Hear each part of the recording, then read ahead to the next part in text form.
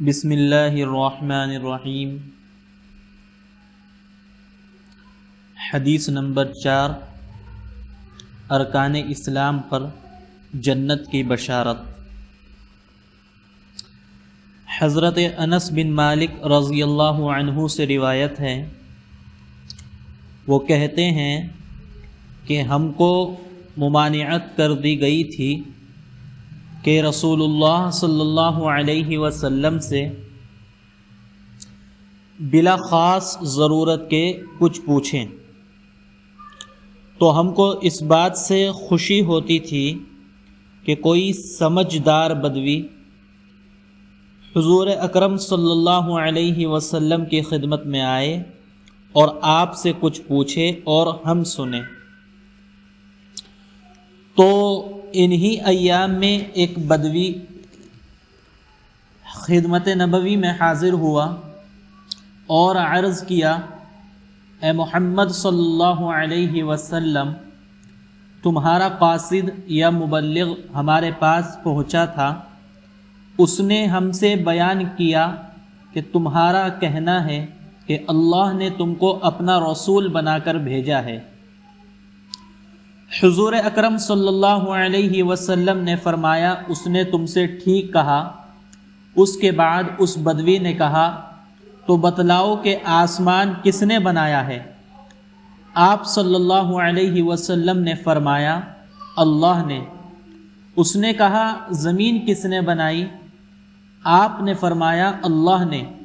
اس نے کہا، زمین پر یہ پہاڑ کس نے کھڑے کیے ہیں، اور ان پہاڑوں میں اور جو کچھ بنا ہے وہ کس نے بنایا ہے؟ آپ نے فرمایا، اللہ نے۔ اس کے بعد اس بدوی سائل نے آپ سے کہا، پس قسم ہے اس ذات کی جس نے آسمان بنایا ہے، زمین بنائی ہے اور اس پر پہاڑ نصب کیے، کیا اللہ ہی نے تم کو بھیجا ہے؟ آپ صلی اللہ علیہ وسلم نے فرمایا، بے شک مجھے اللہ ہی نے بھیجا ہے۔ پھر اس نے کہا، تمہارے اس قاصد نے ہم سے یہ بھی بیان کیا تھا کہ ہم پر دن رات میں 5 نمازیں فرض کی گئی ہیں۔ حضور اکرم صلی اللہ علیہ وسلم نے فرمایا، یہ بھی اس نے تم سے ٹھیک کہا۔ اس بدوی نے کہا، تو قسم ہے آپ کے بھیجنے والے کی، کیا اللہ نے ہی آپ کو ان نمازوں کا حکم کیا ہے؟ آپ صلی اللہ علیہ وسلم نے فرمایا، ہاں، یہ اللہ ہی کا حکم ہے۔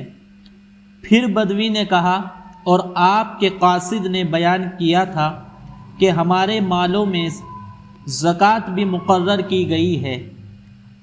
حضور اکرم صلی اللہ علیہ وسلم نے فرمایا، یہ بھی اس نے تم سے سچ کہا۔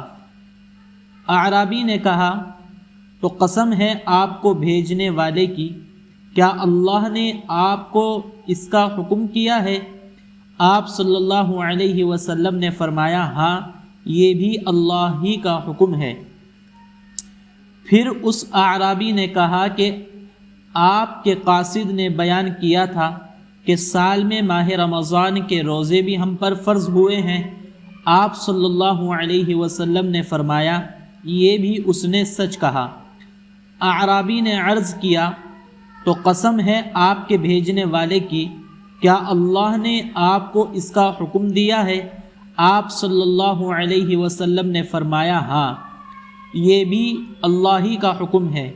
اس کے بعد اعرابی نے کہا، اور آپ کے قاصد نے ہم سے یہ بھی بیان کیا کہ ہم میں سے جو حج کے لیے مکہ پہنچنے کی استطاعت رکھتا ہو، اس پر بیت اللہ کا حج بھی فرض ہے۔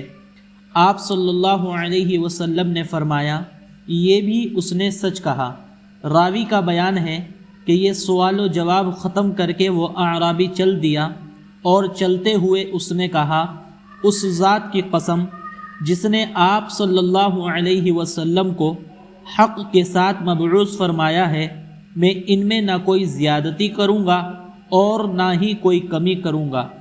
رسول اللہ صلی اللہ علیہ وسلم نے فرمایا، اگر یہ صادق ہے یعنی سچا ہے تو ضرور جنت میں جائے گا۔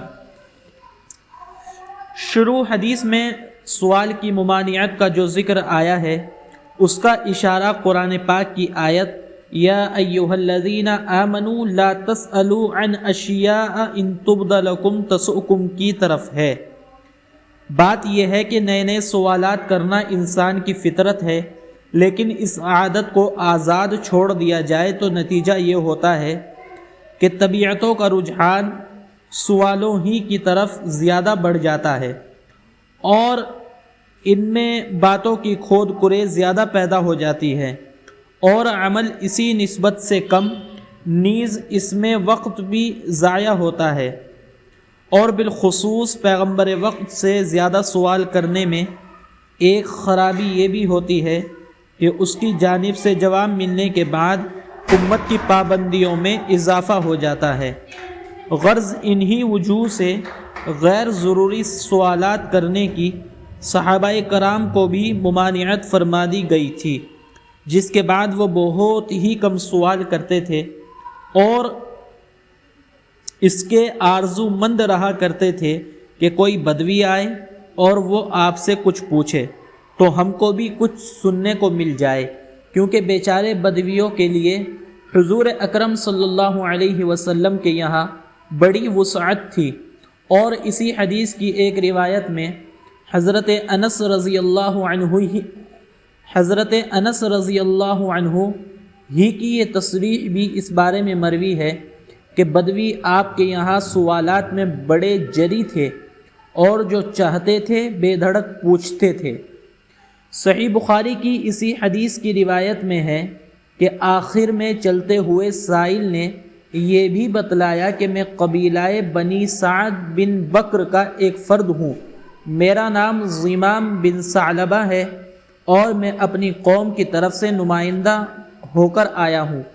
نیز بخاری ہی کی روایت میں ہے کہ انہوں نے آ کر پہلے ہی حضور اکرم صلی اللہ علیہ وسلم سے عرض کر دیا تھا کہ انی سائلک فمشدد علیک فی المسألة فلا تجد علی فی نفسک فقال سل عما بدا لک، میں آپ سے کچھ سوالات کرنا چاہتا ہوں مگر سوال میں میرا رویہ سخت ہوگا تو آپ مجھ پر خفا نہ ہو۔ حضور اکرم صلی اللہ علیہ وسلم نے فرمایا کہ پوچھو جو تمہارے جی میں آئے۔ اس کے بعد وہ سوال و جواب ہوئے جو حدیث پاک میں مذکور ہوئے۔ اس سائل نے چلتے ہوئے آخر میں قسم کھا کر جو یہ کہا کہ لا ازید علیہن ولا انقص منہن، کہ میں ان میں کوئی کمی بیشی نہیں کروں گا، تو غالباً اس سے اس کا مطلب یہی تھا کہ میں آپ کی اس تعلیم و ہدایت کا پورا اتباع کروں گا اور اپنی طبیعت اور اپنے جی سے اس میں کوئی زیادتی یا کمی نہیں کروں گا۔ اور دوسرا مطلب یہ بھی ہو سکتا ہے کہ میں آپ کا یہ پیغام جو کا توں اپنی قوم کو پہنچاؤں گا اور اپنی طرف سے اس میں کوئی کمی بیشی نہیں کروں گا۔ دوسری روایت میں ہے کہ انہوں نے اپنی قوم میں پہنچ کر بڑے جوش اور سرگرمی کے ساتھ تبلیغ شروع کی، بت پرستی کے خلاف اتنی کھل کر تقریریں کی کہ ان کے بعض عزیزوں نے ان سے کہا کہ یا ضمام اتق البرص والجزام اتق الجنون، اے ضمام برس کوڑ اور جنون سے ڈر، دیوتاؤں کی مخالفت سے کہیں تو کوڑی اور دیوانہ نہ بن جائے۔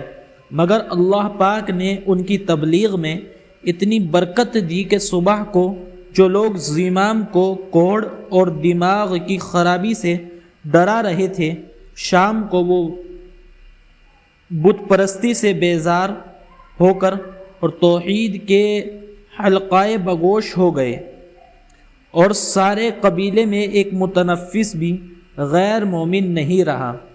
اسی مضمون کی ایک دوسری حدیث ہے، وہ انشاءاللہ اگلی آڈیو میں آپ کے سامنے پیش کی جائے گی۔ اللہ تعالی ہمیں ان باتوں پر عمل کرنے کی توفیق عطا فرمائے۔ آمین۔ وآخر دعوانا ان الحمد للہ رب العالمین۔